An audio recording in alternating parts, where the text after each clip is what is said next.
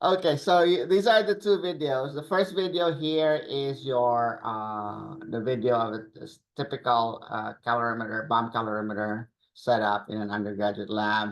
The second one here is the more modern version, which is what we have in our lab. Okay, but what we're gonna learn in the computer lab today is just how to determine the initial temperature and the final temperature of your reaction mixture when you run it in a calorimeter, whether it's a bomb calorimeter or a solution calorimeter, which is what we will also be doing. Okay, so I've set up an online tutorial on calorimetry basics of calorimetry. And so that's going to be required as part of your lab report because it's going to be graded as a lab report. So the first half of that is basically just a review of what's normally covered in the lecture, what we already covered in the lecture about calorimetry itself. The second half is where I walk you through the determination of the initial, the final, and what's called the mean temperature from a thermogram. A thermogram is just a graph of temperature versus time from a research grade calorimeter. Okay, so the template that's used in the tutorial, there's a link to it. Here, there's also a link to it, which is a tutorial. So I'd like for you to download this template. So click on this link. And it's got extra stuff. It doesn't take you directly to the Excel file because there's instructions here on what to do if Excel refuses to open it. Okay, because it's an Excel macro enabled file, you have to unblock the file if it doesn't if it doesn't allow you to run the macro. So click here, okay, and then download the template. This is what it looks like. Now this, you have to download it to Excel. It's not going to run off Google Drive, Google Sheet. So there's a download link here.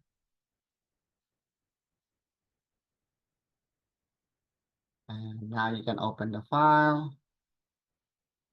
Let me close the one that's on Google Drive. So this is the file on Excel. So make sure when you open it in Excel, you enable editing.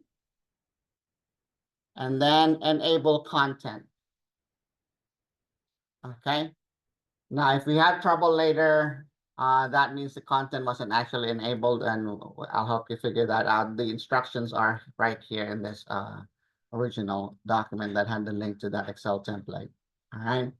So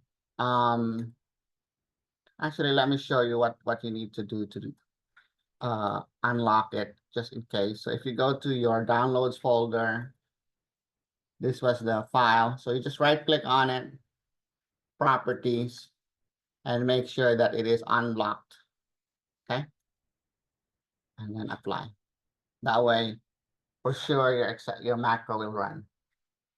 Now, there's a macro there, and the purpose of the macro is to make it easy for you to determine the initial and the final temperature of your uh, of of your run.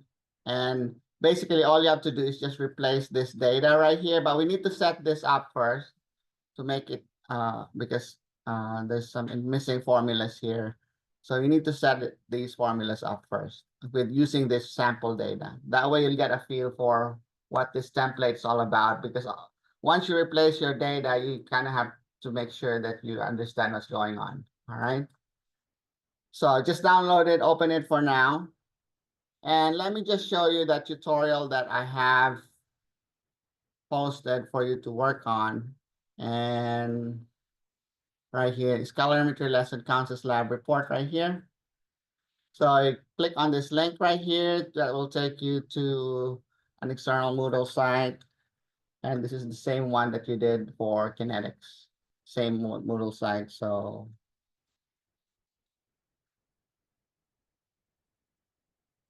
what you'll see when you get there, I forgot my password again. Okay.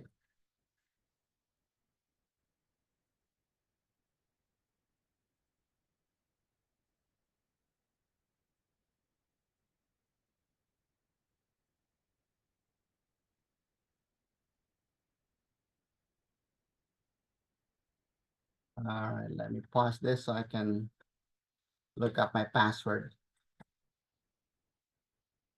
Oh, I paused it earlier and Okay, so let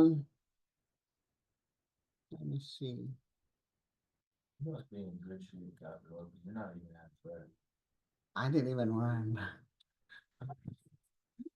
I'm out of breath when I get up the stairs.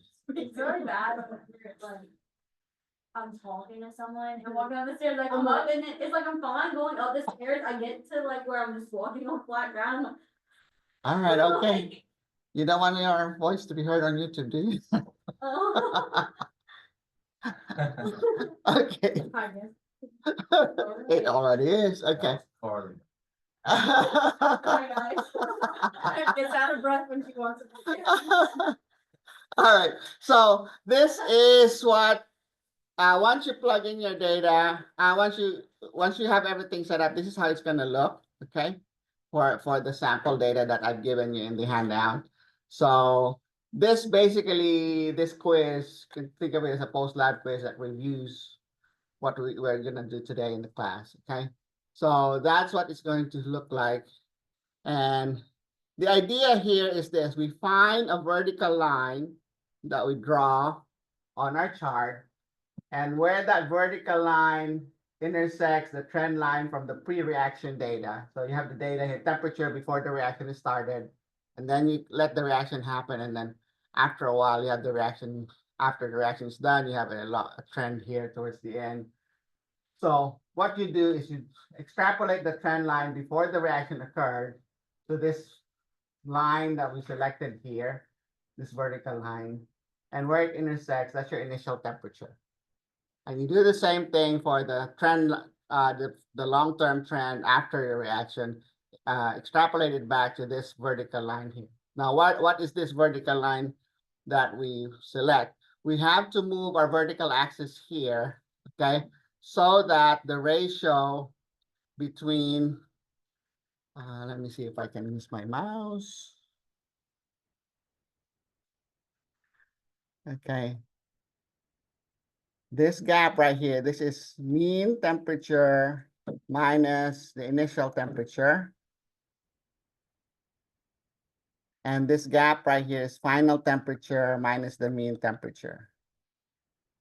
You want that ratio, T final minus T mean over T mean minus T initial.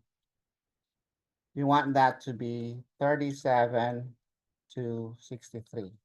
Or to be more precise, you want that to be 1 over E over 1 minus 1 over E. The idea here is that this rise of the temperature rise here follows the gap between that and the final temperature follows an exponential decay.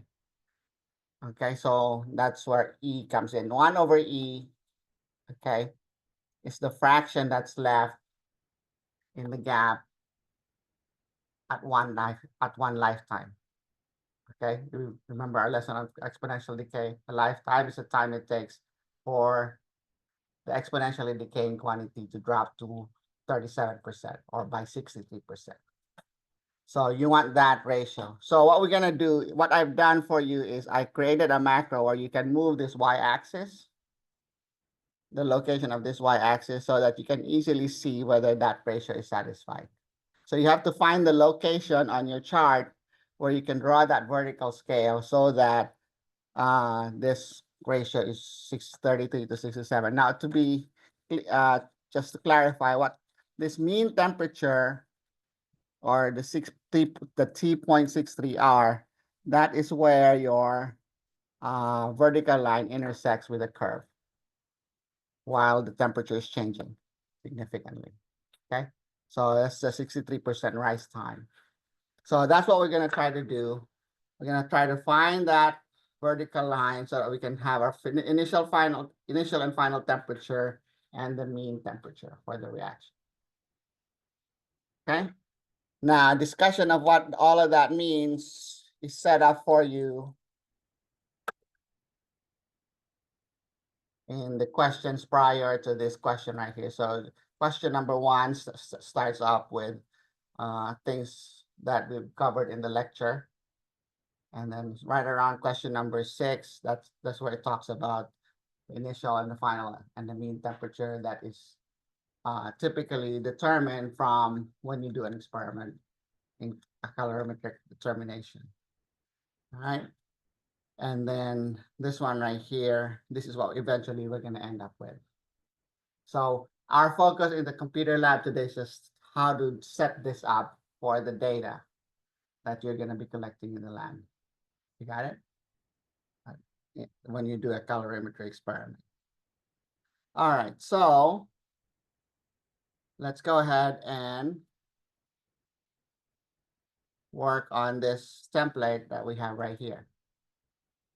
Okay, I've got this set up so that the entire data set is plotted here. And then when you copy the data, you have a pre-reaction column, post-reaction column, and the rise column that's in between the pre and post. So for example, if I were to say, okay, I want to highlight these right here and draw a trend line through them, I can pick like maybe, I'm going to say this is equal to the, I'm going to pick these first 4 data points. I'm just going to copy, say this is equal to that, and then copy that down.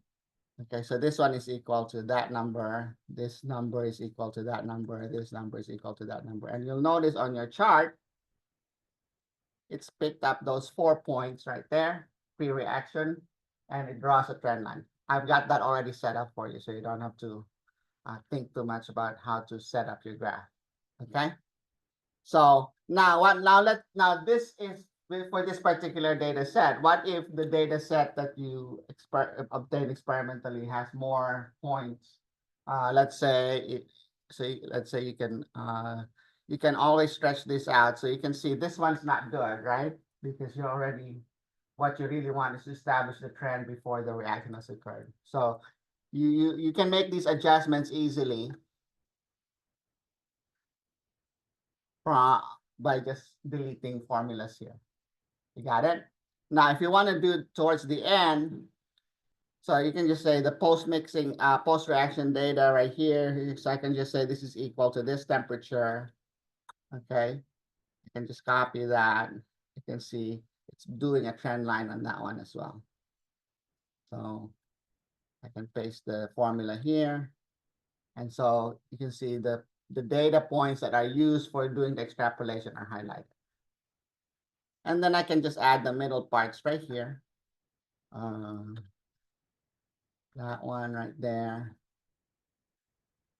And that's just gonna cover it. And that allows you to draw a smooth curve through the middle points.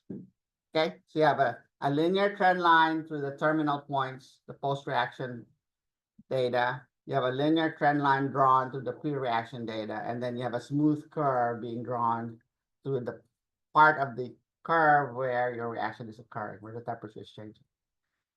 So this is not an instant change in temperature because there's a time lag in the response of your instrument, your thermometer, to the changes in the temperature of your reaction mixture.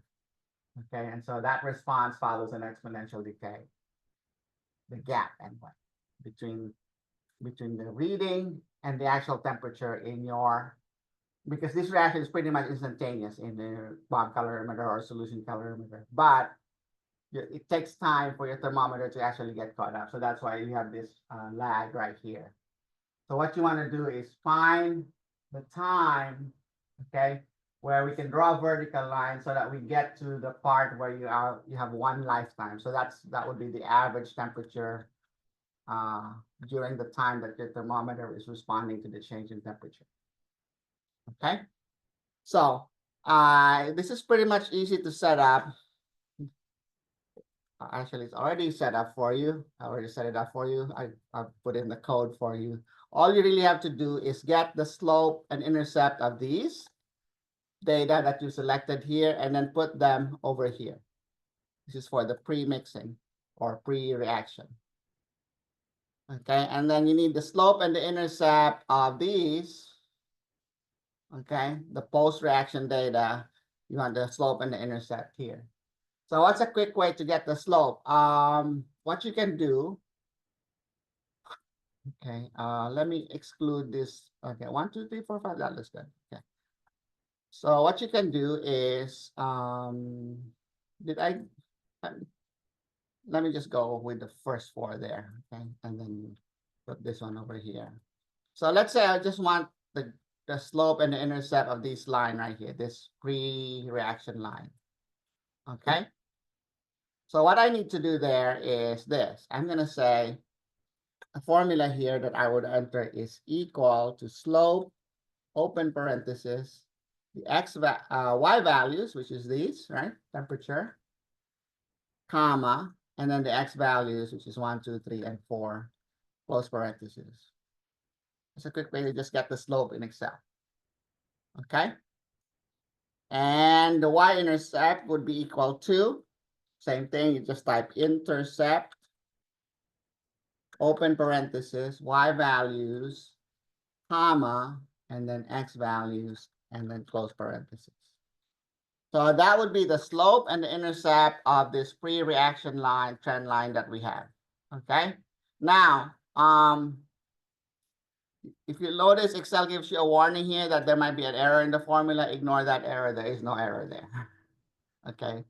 So the reason is it's telling you that your formula is omitting adjacent cells. So you can just ignore that. Ignore that error. Now, if you want to verify that that is in fact the equation of the trend line, what you can do is you right click on this trend line right here, format the trend line, and you can show the equation on the chart if you want, and then X out of it. And here's your equation of your trend line right here. You'll notice what's the slope? Negative 0.0019. The y-intercept is 24.103. Okay, so that's next. I'm sorry. Yeah, just click over there. Right click, format trend line, display the equation on the chart. C2, can you click on that? Oh, the formulas? Okay. Yeah. This is just the slope of the y values, which are the temperatures, pre-reaction temperatures, comma, the x values, which should be 1, 2, 3, and 4 times. So how do I do it for the post-reaction data? Question? Oh, Go down one. Intercept. All right, thank you.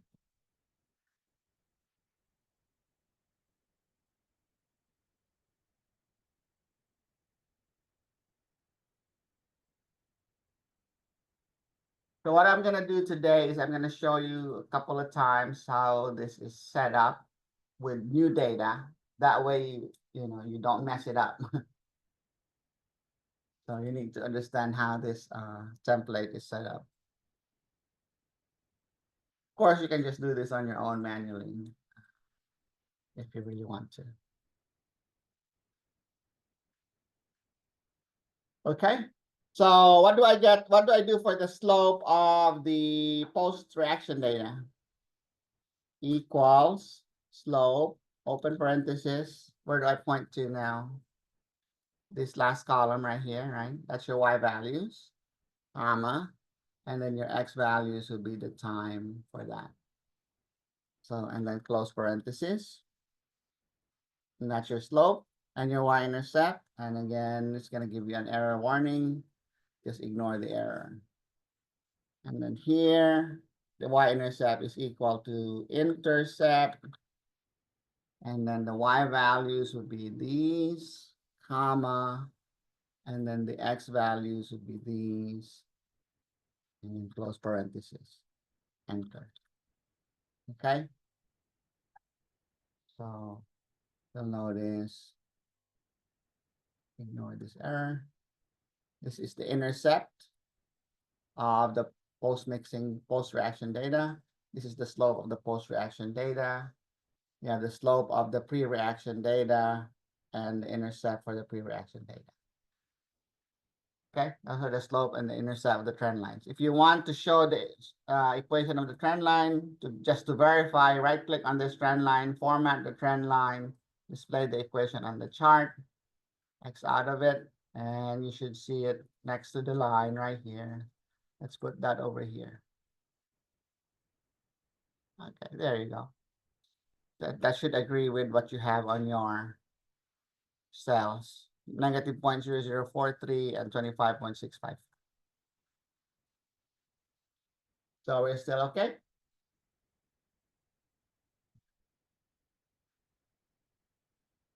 All right.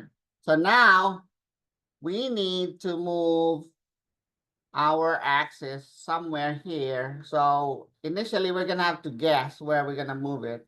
So it's somewhere between maybe 5 and 10, right? So your best bet is somewhere between 5 and 10. What's halfway between 5 and 10? 7.5. So let's pick 7 right here. Okay, so this is where the macro comes in. So you can move, so like the estimated time where the mean temperature occurs, let's say it's at 7. If I want to move my axis there, made it easy for you, all you have to do is click here, set the y-axis at the location in cell C8. So this is cell C8, right? Column A, row 8, column C. I'm gonna move my axis to x equals 7. So I'll just click here, and it's moved my axis to x equals 7. Here, you'll notice x is 6 over here, 7 and 8 over here. So halfway between that, x equals 7. It's right there. Okay. I don't know yet if that's the right place, but let's figure out. We can eventually figure out if that's the correct place. Now, if this were correct, what would be my initial temperature? It's gonna be this one right here, right? Around 24.1. Let me magnify that.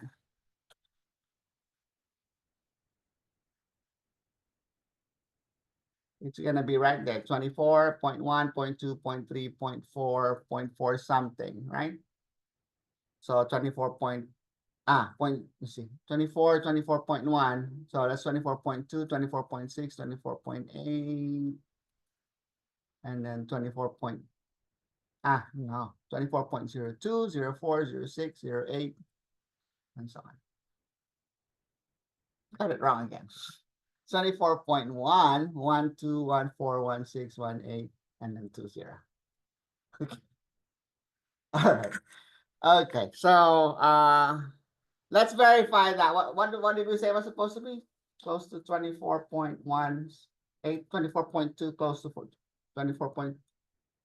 No, it's 24 point. Oh, no. Yeah, okay. You know what I mean, right? So anyway, what should that be? Well, where does that intersection occur? We just have to calculate the value of the trend line, the y value of the trend line at that x value, right? So all you have to do is your initial temperature is going to be equal to where that intersection is equal to the value of y using the pre-reaction slope and intercept. So that is just going to be equal to y equals m. The slope for the pre-mixing is this one, C2, times x. We're interested in the x at x equals 7, right? When x equals 7. Or where we have drawn our vertical line, plus b, the y-intercept is this one, C3. And that should be at 24.08. Is that right? Okay, or 24.09 to be more precise. So it's better than just eyeballing it. But if you look over here, let's magnify that again. Actually, it's probably easier if I just zoom in. Let me zoom in. Right there. And actually, I can just sketch this out if I wanted to vertically. So you can see it's 24.0, that's 24.1, so 0.02, 04, 06, 08. So it's between 24.08 and 24.10. So it's 24.09. So it's our best estimate of that if you're just going to eyeball it. And what we're seeing is 24.08 max. Okay. So where would be our final temperature? Where this trend line from the post-reaction intersects with this vertical line that we've selected, right? So what would be our formula for that one? Our formula is going to be whatever y is, using the slope and the intercept for the post-mixing line or post-reaction line.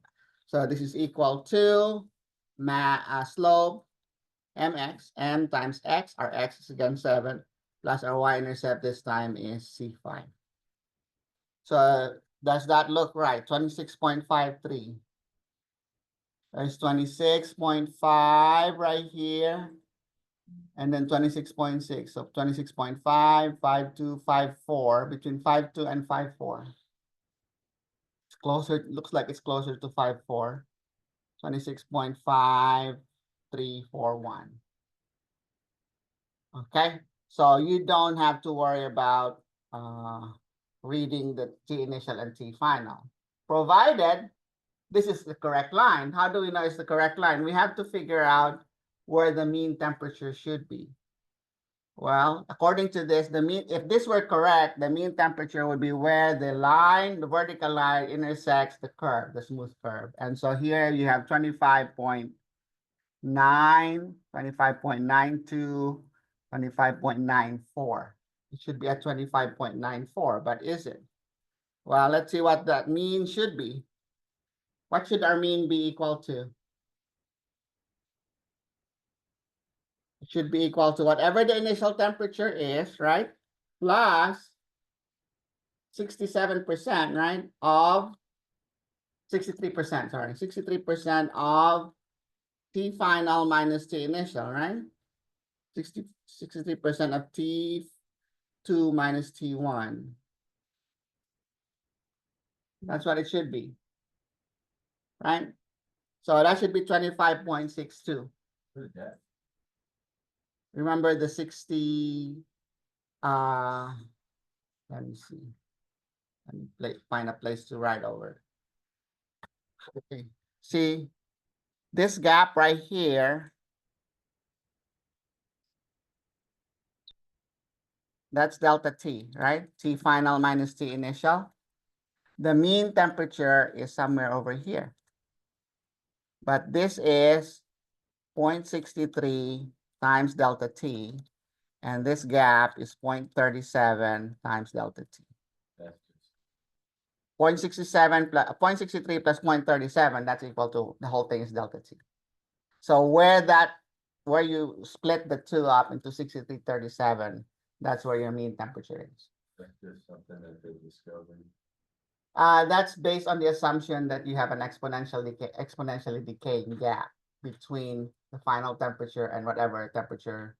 You see, as I mentioned earlier, it takes a while for your thermometer to get caught up with the actual temperature of your reaction mixture. Okay, and that's just a way to get an average temperature during the run. So that's, yes. Would the area under those two curves be the same? Yes, that's the assumption anyway. Equal area, yeah. So we can say there that this T mean, the mean temperature between the two, okay, it's not halfway between them because you have an exponential rise, exponential decay in the gap. So T mean is whatever the initial temperature is plus 0.63 times delta T. But actually, it's better to use, instead of 0.63, if you really want to be more precise, you can just say 0.37 is 1 over E. And so that's approximately 0.37. Okay, so 1 minus 1 over E is actually what 0.63 is. So let's actually verify that. Instead of using 0.63, okay, let me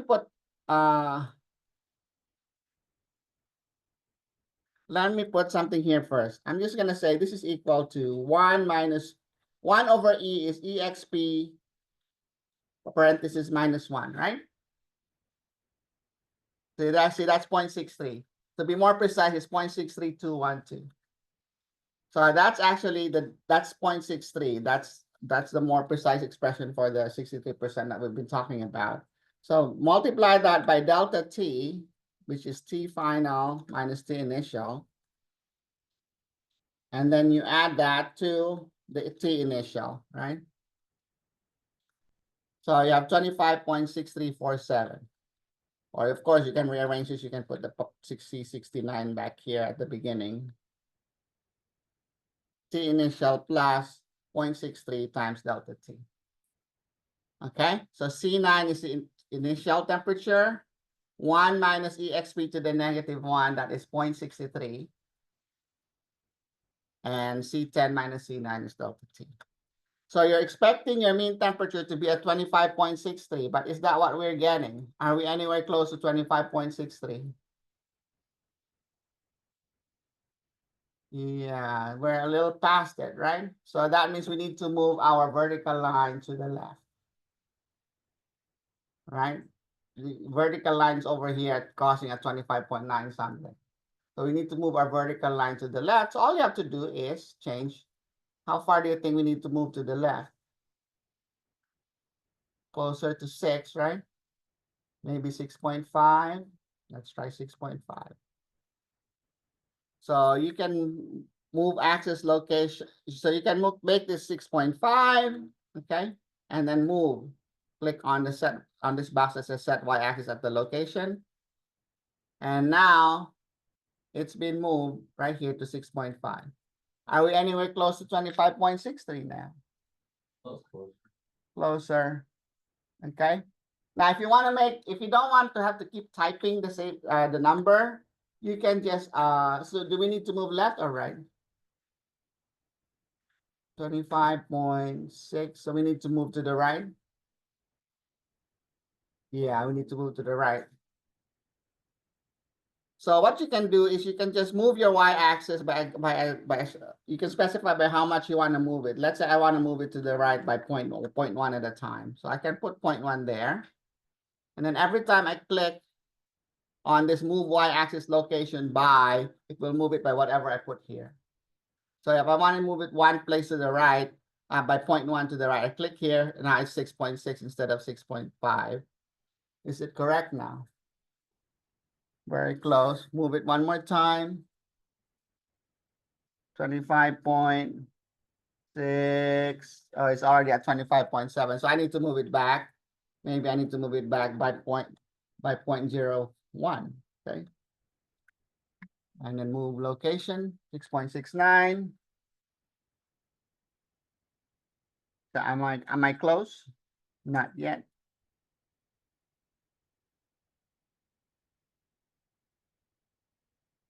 I can keep clicking. I think right around there, 6.6 maybe. Yeah. And once you get to this point, you know, if you're off by 0.01 or 0.02 either side, it shouldn't be too, that shouldn't make matter too much. Okay. So now based on this, what's my initial temperature? 24.08996. My final temperature is 26.53583. And my mean temperature should be 25.63604. Right there. Okay. Chances are, you don't need all these sig figs, but yes. And like that's what we're looking for. Yeah, you're looking for where the smooth curve intersects with the vertical line, the y-axis. So we just have to estimate it, like it's not gonna pop up because it's not a point. Correct.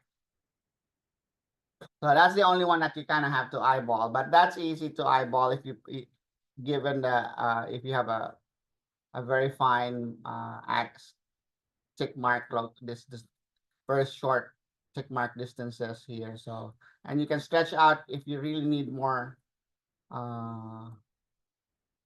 precision, you can just stretch out your vertical axis. So you can see this one's around 25 point 26 point 21 25 is it 26 point 25.62 6263. If you want, you can stretch out your graph horizontally, so you can make it even to make it even easier to see. Okay. But like I said, if you can within plus or minus 0.01 in your temperature should be fine. You should be okay. You got it? Okay. So let me make these small again. Now that I have the information that I want from it. So let's save this.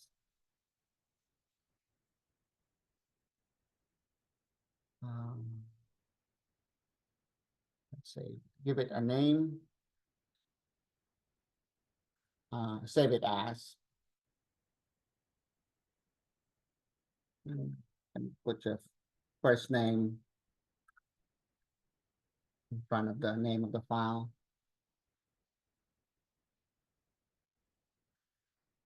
All right.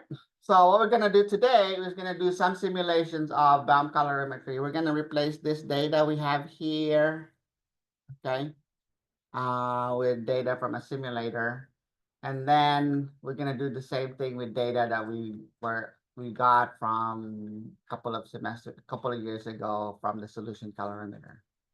Okay, so that's what we're gonna do. Stop recording.